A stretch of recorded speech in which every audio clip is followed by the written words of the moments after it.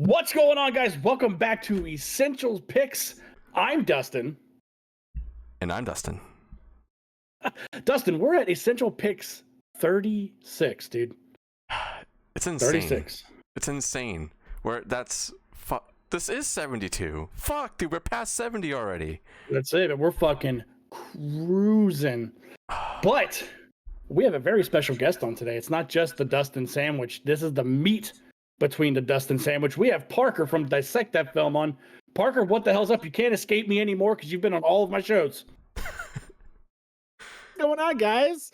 It's so good to be back talking essential picks because I remember having to torture the audience with my last pick, which was fear.com. Make sure to go to fear.com for all your fear.com needs. All right. There we go, man. But yeah, no, dude, 72 movies after this episode, man. That is fucking wild. We're creeping up on 100. Yeah, and we've hinted on in the past that we're going to be having something special, and I'm excited for that. But I want it to slow down. I feel like we're going through this so fast, but it's a good thing because I hope everybody's following along. Parker said, earlier in the episode, and even personally, that he listens to this and it's been helping him find movies. So we have a fellow podcaster who's using our show to find things to watch, and I hope there's other people out there that are like him that are using it to find something to watch because there's so much stuff on SCREAMBOX. It's insane. Yeah. There's a lot of content. This is all from one app. One app. Almost 100 movies from one app, dude. They don't stop. Like when they put movies out like each month, it's not one or two, man. They have like upwards to 15 to 17 titles that they throw out each month, and it's so exciting seeing that much content being transitioned to this streaming service. Yep. And there's one thing I do want to talk about. This is unrelated to what we're doing today, but it's sort of related because it ties into SCREAMBOX. I don't know if anybody saw this, but I think I told you off air because I got intel on this a while ago, is that the Street Trash remake is SCREAMBOX exclusive, and it's getting a live debut in LA next month, and then we should be seeing some really cool shit. And I hope, please, SCREAMBOX, I know you guys are listening to this, I hope you guys are sending out screeners, man. Fuck. The SCREAMBOX gods. Please. Yes. Yeah. So I'm excited for that.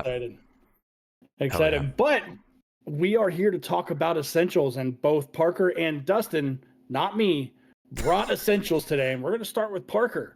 Parker, what is the SCREAMBOX essential you brought to the table today? Oh, man. I brought probably one of my favorite zombie movies of all time. A movie that came out in 1985. It was the end of the Dead trilogy from the legend that was and is still George A. Romero, and that is Day of the Dead. Hell yeah, man. Hell It's yeah. a good one. Great pick. It's a good one. This was the reason I picked this is because I watched this movie for the first time for every year on my show. We do Spooktober. We cover horror movies all the time, but we have Spooktober is October's where each one of the hosts pick a movie to cover for the month. And the very first episode of Spooktober we ever did was on this movie, and Dan had brought it to the table, and I had never seen it. And so it was really like seeing it for the first time and getting to cover it and talk about it in such detail and just kind of experiencing it for that first time, especially having seen Dawn of the Dead many times and seeing Night of the Living Dead many times, and just being like, how did I not know about this one? Like, how is this one just so like, I feel like it never gets talked about like those other two. And I think it's super tragic because this movie is just as good as those two other films in the trilogy. And so I wanted to bring it to the table today because I think it's super underrated, even still today. I feel like when people talk about this trilogy, it's usually on the bottom, and I don't agree. I honestly think it was for me. Yeah. I honestly think it was overshadowed by a movie that's not in the trilogy that came out the same year of The Living Dead, and that's Return of the Living Dead. Yeah. I really feel like that's where this movie hindered, you know. So I agree on that. 'Cause that was the fun party zombie movie. do you know, want to party? Yeah, and this listen, was the depressing I one. love me some Return of the Living Dead. I literally that freaking opening tune just it's embedded Say in my Linnea brain. Quigley, dude. You can just say it that was too. Linnea Quigley. Met her multiple times. Blast. She's amazing. Yeah, She's getting naked again. yeah. But yeah, this one, even though this one is super dark, super depressing, it is so it just sucks you right in, man. Mhm. And these characters, the characters that they want you to hate, you hate. And Oh yeah. they do so good at making you hate them. Joe Pilato, he is so good at just being just a piece of shit. Mm-hmm. And one of my favorite lines in a movie is him yelling at Dr. Logan, or as he would call him, Frankenstein. He's Dr. like, Frankenstein. I'm running this monkey farm now, Frankenstein, and I want to know what the fuck you're doing with my time. I love that quote so much. It's like it's one of the best quotes ever in a movie. It's fantastic, and the effects are just Tom Savini's effects. Possibly some of the best effects he's ever done in his career was in this movie. We have young Greg Nicotero, who was an actor in the movie, but he also was helping with the effects work with Savini. You had Tasso, I think it's Stravtakis. He did the effects for the original Friday the 13th. He worked with Savini for a long time.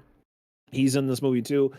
Just everyone in this movie is good in their own way. You know, you have the likable characters and you have the detestable characters. You have these new zombie designs. Like they went away from the green hue that the Dawn of the Dead zombies had, which were good for that movie. But it was good to kind of see like the zombie evolve. And then of course, this movie wouldn't be anything without my boy, and you can't see it because my mic's in the way.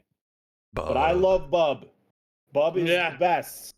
Bub is the best. He is one of the coolest ideas that Romero could have come up with. Is like, why don't we make a zombie that is starting to revert back to his old ways, to being a human again, becoming living impaired. Yes. Oh yes.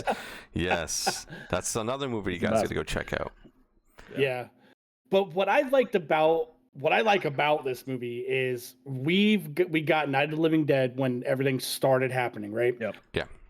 Dawn of the Dead is the action based of the series. It's like in the middle of things. It's like things have been happening for a while, but like it's still progressing. This movie is what humanity has to deal with now after it all happened. Mm-hmm. And that's what I like, because we don't get that a lot. I mean, The Walking Dead did that, 30 years, 20 years later, but getting it now in this, I really dig that these people are doing what they have to do to survive amidst the zombie outbreak. Mm-hmm. So I think though it is dark and depressing and somewhat boring at certain points, the boring parts, I'm air quoting, that's when we get all the dump. I love it because it's all here's, he's fucking playing with the toothbrush. He's playing with the shaver. They're threatening to shoot this lady in point blank range because she doesn't want to sit in her fucking chair. Oh my God. So yeah, I absolutely would recommend this movie too.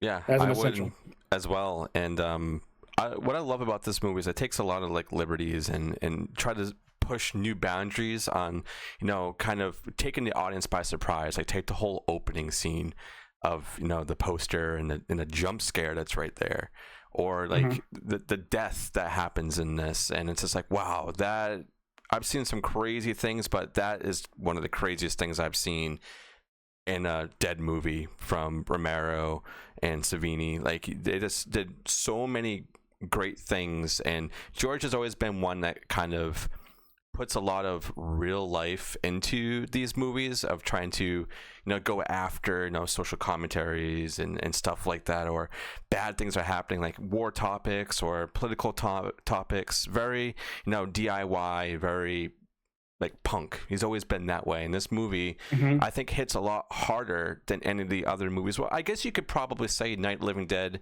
was the hardest hitting one, because you had a black main character that was there, and that's never happened before. But I think after that, like, Dawn of the Dead's fun. It's a fun movie. Yeah, you can put some stuff in there and be like, okay, so he's going after this part of the world or whatever. But this is like isolation, what you deal with when you are trapped with these people that are obviously bad, and you're trying to make a good situation out of it, but you have to deal with these assholes who think they have power, but in reality there is no power left for anybody. You're just kind of there, you have to survive, and it's just a fun, depressing time. And it's definitely one that you need to watch if you haven't. Yeah, because I mean, that's the beauty of Romero, especially for this one, is he didn't just he didn't just create a character and just kind of be like, okay, you're in a zombie movie now. Like, he gives them such great backstories. And it's not even like you're sitting there like, all right, let's hear about the backstory. And you sit there for 5 minutes listening about whoever. It's like when you meet Dr. Logan, who is referred to as Frankenstein throughout this movie, because that's what the soldiers refer him to as, because of what he does. He's kind of like Herbert West in a way. He's very set on his work. He might be a little nuts, and he's doing these crazy experiments that are, some would say aren't ethical, even though they're on actual dead bodies. But then you kind of get little puzzle pieces into his psyche and to why he's doing these things. It's not just because he wants to try to find a cure for this or how to domesticate them or do whatever. It's like, no, there's like things from his past that are like still embedded into his brain that is causing him to do these certain things. Then you have like characters like Rhodes. Like, yes, Rhodes is an evil character, but like there's definitely something deeper with this guy for why he is this way. He doesn't trust science. He just he got the power. We don't know how he did, because we didn't see somebody perish. So you know what I mean? He have the power. Like, was he involved? Like, there's a lot of things you can kind of pick up on multiple watches with this movie, and that's what I love about movies like this. And I've talked about it with The Shining. It's like every time I watch that movie, and I pick up something new. And you pick up something from a certain character. It's like, okay, I fully have what this person is. Now I'm going to watch it again and see what this guy's all about. Even like the side, like Steel, like he's just kind of like a henchman, but there's something else going on with this guy for why he's like this. Also, a lot of these guys just based on timeline, like how long has this apocalypse been a thing? Yeah. Have these people been living most of their life in this apocalyptic world? And I that's what interests me so much about this movie, is like I love just digging deep into these characters, and they're so interesting, even if most of them are shitty. I don't just look at it like Rhodes and be like, what a piece of shit. It's like, yeah, he's a piece of shit, but like I want to know more. I want to know more about why he is the way he is. Oh yeah. I don't know about you guys, but if I lived in tunnels like that and I had those two assholes that were riding around in the golf cart just screaming in the tunnels, I'd be like, please don't do that. I don't need to listen to that shit. Go on the very other end of this tunnel. I'd still hear it. I still hear it. And then and then you have like characters like Miguel, who, to be honest, he's the one character in this movie where I'm like, I feel for this guy. Uh-oh. Dude, when he gets his arm chopped off, and the fact that they thought about, even just having the thought about that can save him. Because that's never really been done in those movies, which I'm like, fuck, they're smart as shit, dude. But again, like you're saying, you don't know how long this has been going on. Yeah. And that might have been something they've heard about or learned or whatever through fucking smoke signals. But dude, that effect was awesome. Yeah. Just down And the I just middle love of the when I just love when they come in and they're just like, we gotta end it. And it's like she's like, if he turns, I'll do it myself. Yeah. Like it's not the like, oh please don't, like the hysterics like you would get from most of these type of movies. It's like no, she's like, if he turns, I got it. Like, dude, I I'll would take also care of it. think that he would not make it by getting clocked in the back of the head with that rock multiple times, like she got him, dude. She goes, hold this with your skull. Yeah. Night night. Yeah. Yeah, this movie it's a blast in its own ways. And there's a lot of things you can pull from it, like you hear us talking. So definitely go ahead and check this one out. Do you want to do the Rotten Tomatoes so we can take some guesses on that? Of course, I got it pulled up right now. So there are 45 critic reviews on this movie. Only 45? What the fuck? Okay, so it's a horror movie. 45. It's a zombie movie. I'm gonna say it's a lower score because for some reason it's just how it works. I'm gonna say 55. Okay. All right, I'm gonna go quite high. I'm gonna say it's about like 88. 87. Holy Wow. fuck! I'm Let's happy that it's go. that. It's But I certified just- fresh. Fuck yeah! I just you know, Certified it's fresh. very wary with horror. And then for the not critics reviews, for the audience, there are 50,000 plus ratings All for this right. movie. I'm gonna say 90. I'm gonna go on that one too. I'm gonna say about 90. 75. Oh, lower? What the fuck? All Yeah, right, people. I It's mean- probably because all right. putting all the other Romero movies higher, which 50,000 plus, though, Dustin. That's okay. That it's at I know. But 75. it's just like, come on, guys. But yes, they are definitely recommending it to people. So that's Day of the Dead. If you guys haven't checked it out, go ahead and check that one out. Now, the movie that I picked, which is completely opposite. This movie it's a little depressing. It has its moments, but it's also quite fun. And it's the 2019 movie BLISS. So originally, Not with Owen Wilson. yeah, this one is directed by Joe Begos, and he did a movie that you guys may have heard of, which was Christmas, Bloody Christmas, about 2 years ago.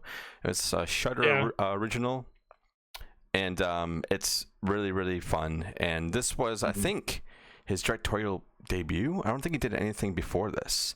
And I originally saw this on Shudder years ago, before SCREAMBOX was really where it is now. And this movie, you're following essentially a starving artist. She's a painter. She's got friends. She parties a lot. There's a lot of drugs. There's a lot of sex. There's a lot of very, very bright colors. And they even put a warning in the beginning of this. So, like, if you are epileptic, do not watch this, or just be very careful because there's a lot of flashing lights. There's a lot of colors. It's The really opening credits are freaking like flashing in my face. it's, They're really cool though. It's so good. And when I saw this pop up on SCREAMBOX a little while ago, I was like, oh my god, this movie. So when we were picking things for this week of what we wanted to cover, I was like, we got to do BLISS. We have to, because this movie I don't see anybody talk about at all. I think it's very underrated. Even when you look at the cover of this, you're like, oh, that's kind of cool. You see like this girl, her face is kind of melting. It's colorful. It's a great movie, and I think it really taps into what it's like to be an artist of any form, of being like a podcaster here, or being a musician, or being an artist, and like a painter, whatever it may be. And you tap into this girl. Her name is Desi, and she's got these friends, and she has a deadline she has to meet to get this painting done. And she has a huge fucking canvas, huge, and all you see around it's all like red and purples and pinks, and you're like, where's this going? And then it kind of just amps up from there, and it descends into madness. It really really does. But Parker, what have you seen this before? Is it your first time watch? This was my first time. I was actually, when I saw Joe Begos' name, I was like, oh, nice, because I remember him from Christmas, Bloody Christmas, which I agree with Dusty. It's just such a fun movie. Yeah, this is something. This is this what? Listen, this is an experience. Sure, that's a good way to describe you it. go on an absolute roller coaster of a ride with this movie from beginning to end. Oh yeah. It's just unfortunate you have to take the ride with the person you are taking the ride with. Mm-hmm. I have to agree. That's all I'll say. Yeah. I don't want to spoil anything, but it's a hell of a ride, and it's like, you know, it's got crazy visuals. The gore effects are phenomenal in this movie. It has one of my favorite kills, and I know what you're talking about. I'm not gonna say it, but it's one of my favorite kills ever. Yeah, it's pretty gnarly. If I'm thinking the one that you're talking about, it's just like when that happened, I was just like, "What the fuck?" But and if you ever went, hey, I wonder what it would be like if George Wentz from Cheers died horrifically in a movie. Watch Bliss, and you will see that. Yeah, there's this movie doesn't really have a lot of characters either, which I really like. You focus a lot on this main girl. I mean, she's got the friends that turn her to this new lifestyle. I don't want to spoil what that lifestyle is because it's pretty gnarly, and what she has to go through. Like this deals with drug addiction. It deals with working I guess essentially a dead-end job where people don't appreciate your work. It's dealing with how your friends treat you, or how you're just trying to live life and go by. Like, she lives in an apartment and has this really annoying landlord. Very, very annoying landlord. And but I understand where he's coming from, where she has to meet she hasn't paid for her rent or whatever, but she's an artist and you have to wait until you're getting paid from this agency that she works with.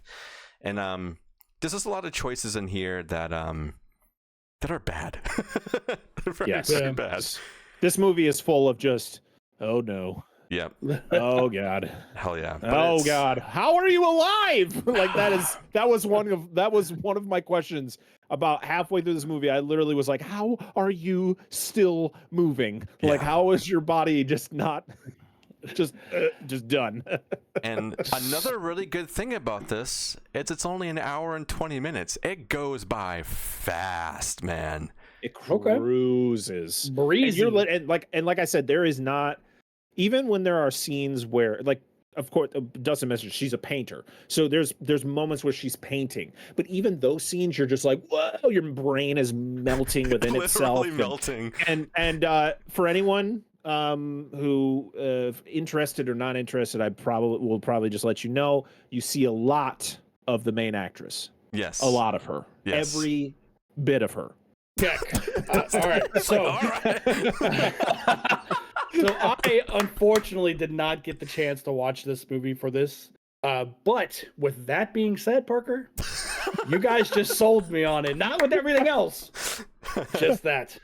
But no, it sounds awesome. Yeah. Like it sounds like an experience. That was the best way to put it, I guess. I am absolutely ready to check this out. And to piggyback on what you were saying earlier, Dustin, Joe Begos had 2 movies come out before this. Oh, what were they? There was Almost Human came out in 2013, and The Mind's Eye came out in 2015. Huh, I'm gonna have to check those out because I have not seen those. Yeah, no, I'm interested. And then he released another movie in 2019 called VFW. That which one's has, really good. Stephen Lang in and it. Another thing that's really important, and I guess a little special to me, is I live very close to Rhode Island, and I have people there who have worked on films. Like, for those of you who are not familiar, the Monster Makeup crew who did Death Drop Gorgeous, that's on Shudder. They're from Providence, and they're working on a lot of other films. They did Saint Drogo, that's going to be coming out soon.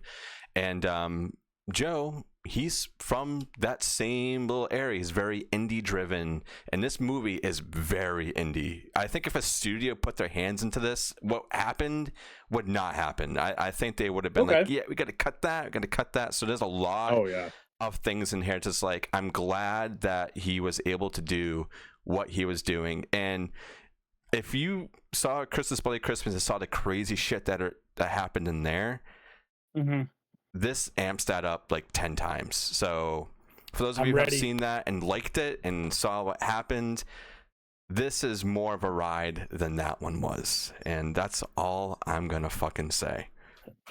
That's all I got to say about that.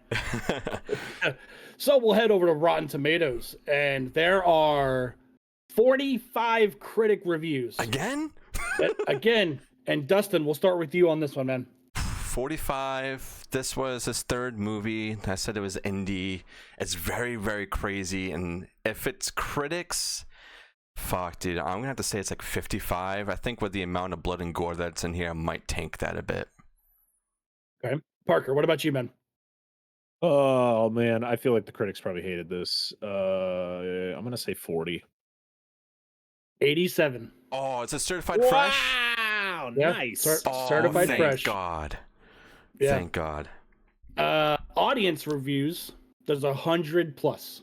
Oh, okay. Well, it's still fairly new. I'm gonna say Go ahead. 70. You're gonna say 70? I'm gonna go and say 85. Are you looking at the reflection on my glasses, Parker? No. Oh, okay. 61. Wow. 61. But it is certified fresh, so That's good. That's exciting to know. And we sold you on this, so if we can sell Dustin on this, we can sell you on it. So go fucking check it out. And I do think that these movies are a great double feature pair. I really, really do. Okay. I would say, in my opinion, I would go ahead and watch Day of the Dead first. Kind of get yourself in a little damper of a mood, but love what's going on. Mind state. And with the blood and gore that's in that one, you kind of get ready for what you see in Bliss. That's my recommendation. Yeah. Parker, what about you? Be prepared to have your mind melted watching Bliss, because the mind melted. How would you pair these? How would I pair these? Oh, I don't know if this is if these two are good together. But I would say maybe because of the effects. So yeah, I would probably agree with Dustin. I would say start off with the more dark and damper of Day of the Dead, and then just go hop into that roller coaster car and go for a freaking ride with Bliss, and yell at the TV and fringe and do all that throughout the entire thing. Yeah, it's a ride. So yeah, that's what I would pair it up with. And if there's one other thing I want to say about Bliss is the ending of this film, I don't think you're going to be prepared for it either, because it happens pretty abruptly, and you're like, what did I just fucking watch? And then I had to rewind it the first time I watched it. I was like, there's no way that just happened. And it happened. And I was like, fuck. Okay. Yeah, no, I'm down. I'm so down to watch it. So, yeah, if you guys have seen these movies, let us know down below if they have been on your list for a while. I don't know why you're waiting, but this is your invitation and your alert to let you know to go watch these. Hell yeah. Yep, and we are on all social medias. We're on Facebook, Instagram, Twitter, and the TikTok. All under the. We're not on TikTok, are we? We used to be. We're on the Facebook, Instagram, and Twitter, all under the Baron's Hideout Podcast. Find us there. Follow us, like us, let us know. If you have essential picks you want us to check out, comment. Let us know. We'll if we've already done them, if we plan on doing them, because we have a running list of what we want to do. And if you suggest something that's already on the list, that might push it closer to the front of the line. So that'd be pretty sick. Hell yeah. Hell yeah. Parker, let us know what you're doing, man. Oh, just dissecting those films. Just keep doing them. No, just doing what we're doing over at Dissect That Film, where me and my wonderful co-hosts Dan and Angela, we go through the plots of the good, the bad, and the ugly of cinema, and bring our own slice of whatever the heck we do to those plots, and just have a good time with them. We've had both Dustins have been on the show. They know how it goes. It's a ride. It's not as much of a roller coaster ride as Bliss, but it's pretty close. Pretty close. Yeah. You guys get to review Bliss now if you haven't done it. You need to. Dude, make Dan watch it. Dan, that would probably be a movie Dan would probably stop watching. That's he wouldn't great. even finish. That's great. So Well, all right. yeah. Dustin, you got anything to bring us out? No, I think that's pretty much it. Just thank you guys for being here, and subscribe to SCREAMBOX if you haven't. Check these ones out, and the other, how many episodes are on now? 35. 35. We're on 36. Yeah, so go check all those out, and our other show with all of our main reviews and past interviews and stuff. It's been quite a blast, and I'm happy with how everything's turning out. Just keep an eye out for all the new exciting revamps and things happening on Patreon. There's a poll over there you guys can go vote on for what we're going to be doing in October. You guys don't have to be subscribed there. It's free for everybody, but if you want to support the show, it's $1 a month, and you guys get everything very, very early. And yeah, that's pretty much it. Parker, thank you so much for being here, and we'll see all you guys on the next one. Later. Bye-bye.